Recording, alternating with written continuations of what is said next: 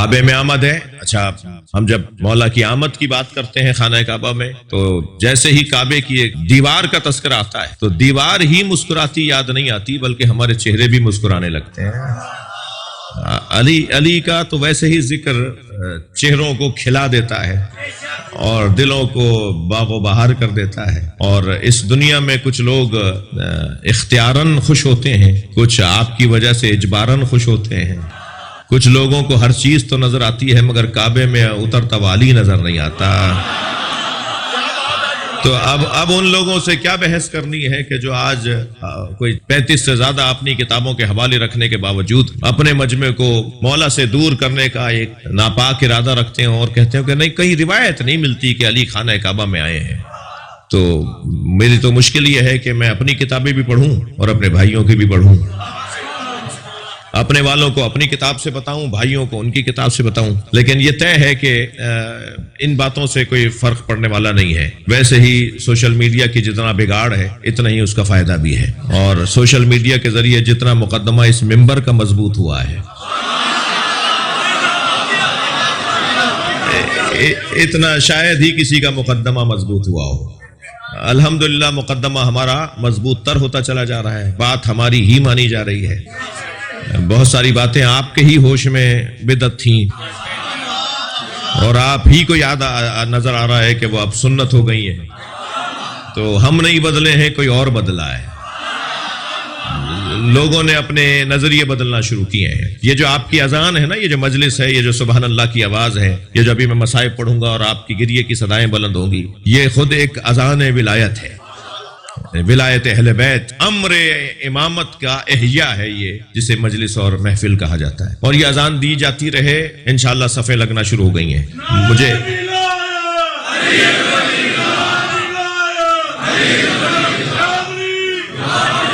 مجھے تو امام کے ظہور کی خوشبو آ رہی ہے شاہ صاحب، اس لیے کہ امام کے ظہور سے پہلے حقائق کھلنا شروع ہوں گے جو کھلنا شروع ہو گئے ہیں. لوگوں پر بہت سارے مسائل الجھنوں کا شکار تھے، وہ جی آپ نہیں بدل رہے، آپ کا نظریہ نہیں بدل رہا بلکہ آپ کا نظریہ اور مضبوط ہو رہا ہے. اس اطمینان کے ساتھ میرے بچوں، جوانوں، اس دروازے پر بیٹھے رہنا، اس دروازے پر اس اطمینان کے ساتھ بیٹھے رہنا کہ آج نہیں کل سب علی علی کہیں گے. سب اس دروازے پر آئیں گے. یہ جہاد جاری رہے، یہ جد و جہد باقی رہے، اس لیے کہ بالآخر ایسا ہونا ہے کہ سب کو اسی دروازے پر آنا ہے. کم سے کم مرنے کے بعد تو سب کی آنکھیں کھلیں گی.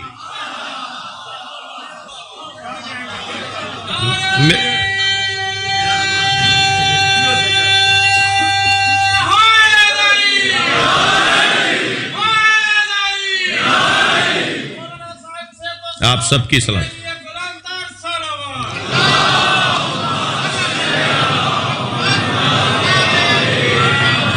بات آگے بڑھے تھوڑی سی. وہ بی بی جو اپنے بابا کے لیے زینت. دیکھیے، ہم کوئی پانی بھی پیتے ہیں نا تو اس کا ایک اثر ہوتا ہے ہم پر. بلڈ پریشر لو ہو رہا ہو تو کہتے ہیں جی شہد کی چمچی چٹا دو، جی فلاں پھل کھائیں گے تو یہ اثر ہوگا، فلاں چیز کھا لیں گے تو اس کا یہ نتیجہ نکلے گا. جی یہ گھرانہ وہ ہے جنہیں پہلی گھٹی لعاب دہن دی جاتی ہے. جناب مولا علی کو سب سے پہلی غذا، پہلی غذا کو ہم گھٹی کہتے ہیں نا، پہلی غذا، سب سے پہلی غذا نبی کا لعاب دہن. جب آغوش میں لیا نا اور گود میں لے کر ایک مرتبہ مولا نبی نے مولا علی کی پیشانی کا بوسہ دیا تو مولا علی نے آنکھیں کھول دی اور چہرہ سب سے پہلے مولا نبی کا دیکھا. یہاں علی نے چہرہ دیکھا، وہاں نبی نے پہلی غذا اپنا لعاب، اپنی زبان علی کے منہ میں دے دی. بہت دور نہیں رہتے تھے علامہ اظہر حسن زیدی، ان کا بڑا حسین جملہ ہے، وہ فرماتے ہیں علی اسے کہتے ہیں جسے نبی نے زبان دے دی.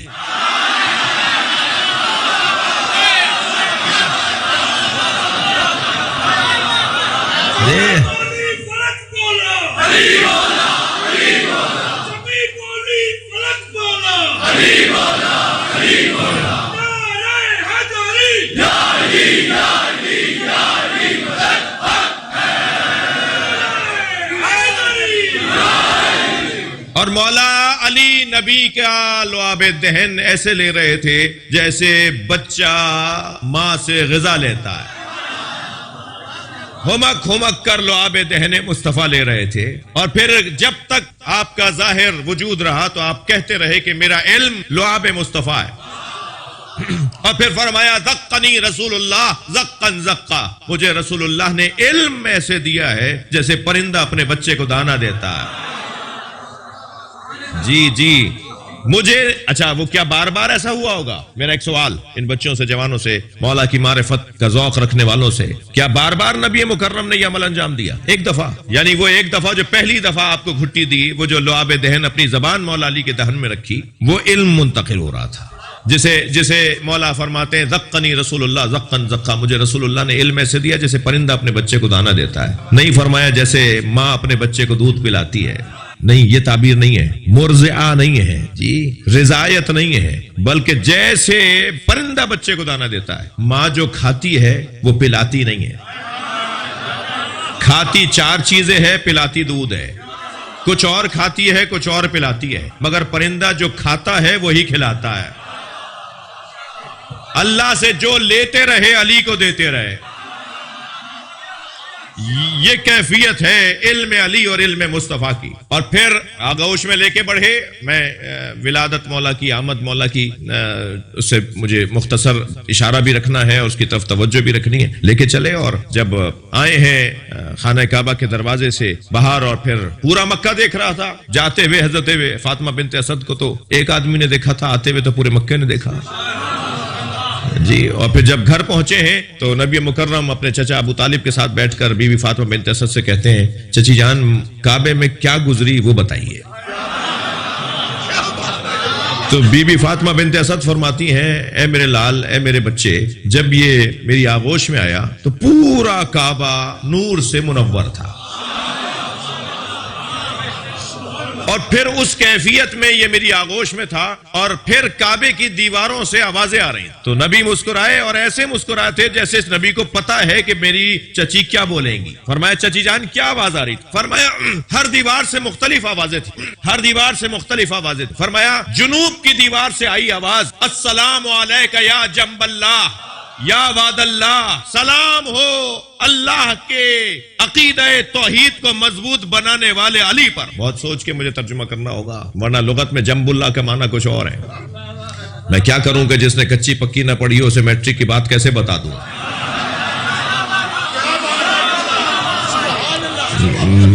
مائک پر بات کر رہے ہیں بھیا تو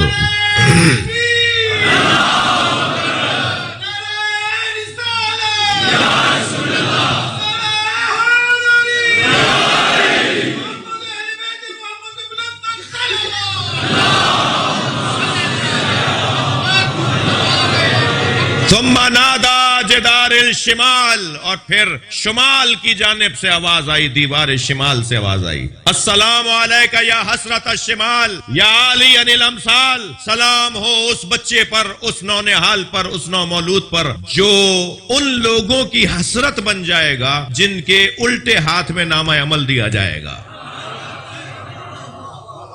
تھک رہے ہیں آپ میری باتوں سے؟ میرا ارادہ نہیں تھا.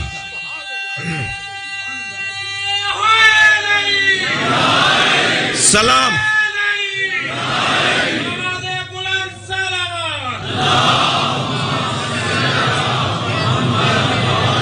سلام ہو اس پر کہ جو الٹے ہاتھ میں نام عمل لینے والوں کی حسرت بنے گا. الٹے ہاتھ میں نام عمل انہیں دیا جائے گا کہ جنہیں جہنم میں جانے کا پیغام ہوگا. جنہیں کہا جائے گا انہیں جہنم میں ڈال دو، وہ کہیں گے لیتنی کنت ترابا، کاش ہم بو ترابی ہوتے،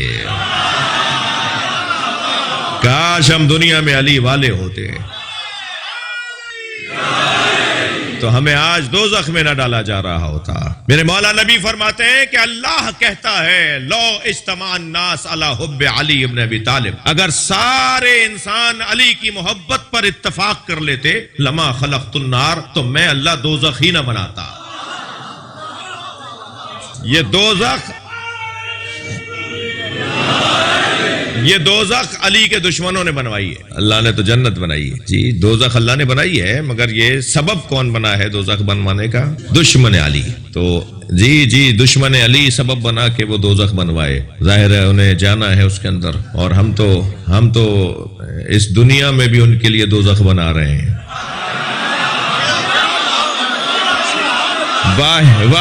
واحد جگہ ہے جہاں علی کی بات نہیں ہوگی، وہ ہے دوزخ۔ تو کسی نے کہا جی آپ ہر مجلس کا عنوان، اب آپ آئے تھے فلاں خطاب کرنے اور آپ نے یہاں بھی علی کی بات۔ شیعہ حضرات کو تو مولا علی کے علاوہ کوئی نظر ہی نہیں آتا جی، شیعہ حضرات اور صحابہ کا ذکر کیوں نہیں کرتے؟ بھائی کون کہتا ہے ہم اور صحابہ کا ذکر نہیں کرتے؟ یہ ساری جو باتیں ہم مولا علی کے بارے میں کر رہے ہیں یہ صحابیوں نے تو بتائی ہیں۔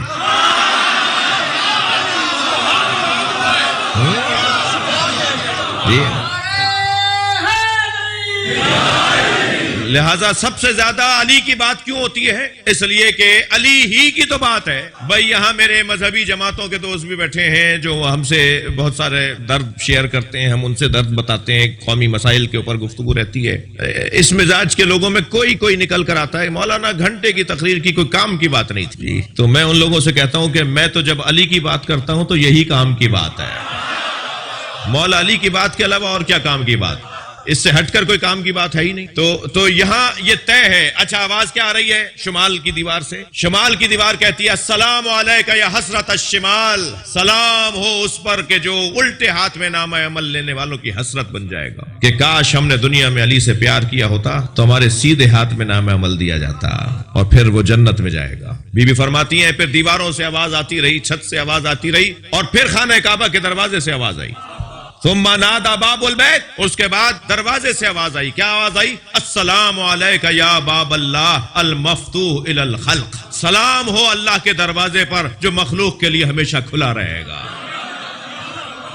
صلوات پڑھے محمد و آل محمد پر۔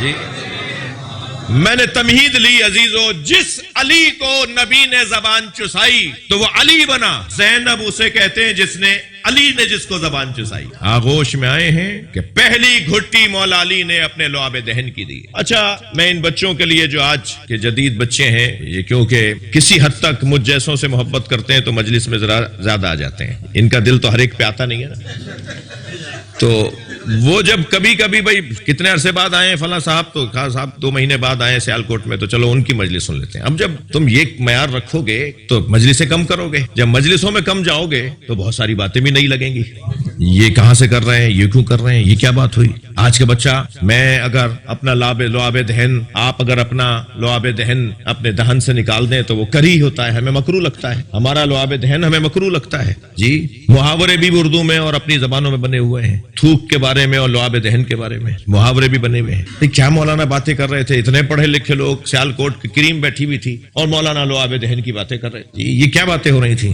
تو میرے بھائی مسئلہ سارا یہ ہے کہ جس نے بھی اس گھرانے کو اپنے جیسا سمجھا،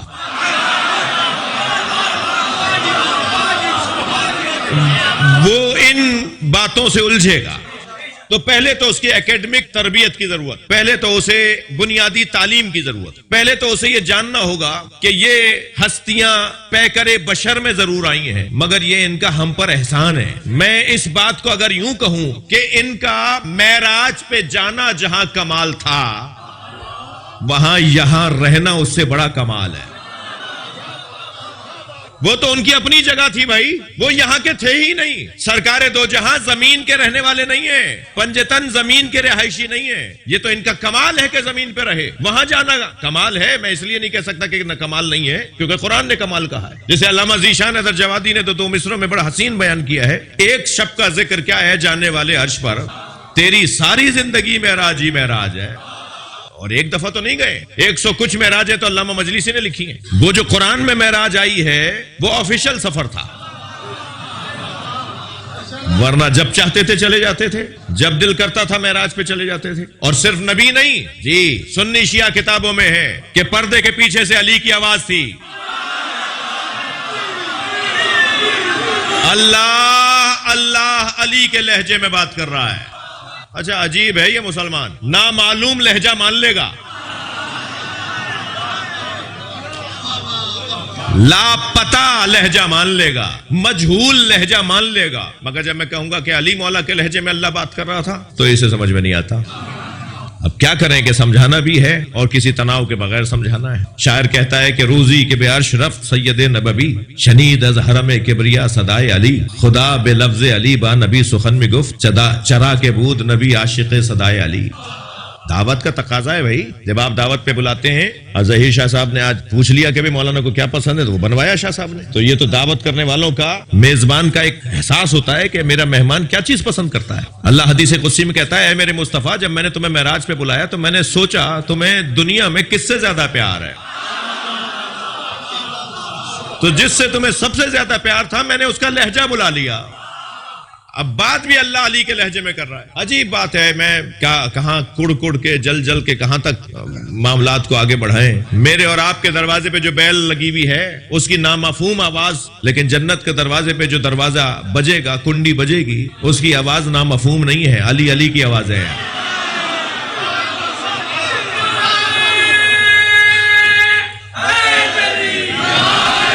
اذا دقت الباب تنت وقالت یا علی یا علی یا علی۔ زنجیر بجے گی نا کنڈی دروازے کی تو علی علی کی آوازیں ہیں۔ بلکہ میں پچھلے دنوں ایک حدیث پڑھ رہا تھا، میں پڑھنے کے بعد رقص سمائی کر رہا تھا، میں اپنی جگہ سے اٹھ گیا، اپنے لائبریری میں گھومتا رہا کہ یا علی مولا، آپ کا یہ ذکر سن کر جو میری کیفیت ہو رہی ہے، اس کے بدلے میں ہی میرے گناہ معاف ہو جائیں۔ اور وہ روایت میں نے یہ پڑھی کہ جنت میں جب تیز ہوا چلے گی تو صدائے سر نہیں بنے گی، صدائے علی علی بنے گی۔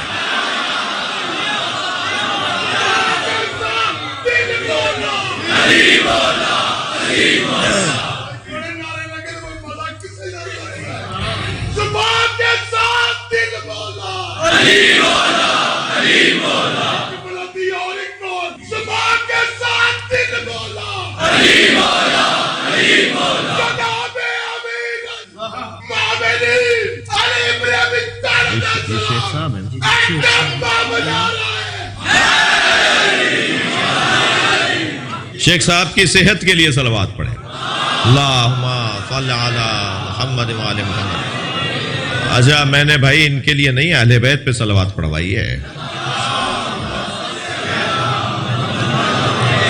صلوات تو اہل بیت پہ ہے تو بلند پڑھیے۔ اللہم صل علی۔ بڑی عنایت آپ کی توجہات میرے ساتھ ہیں۔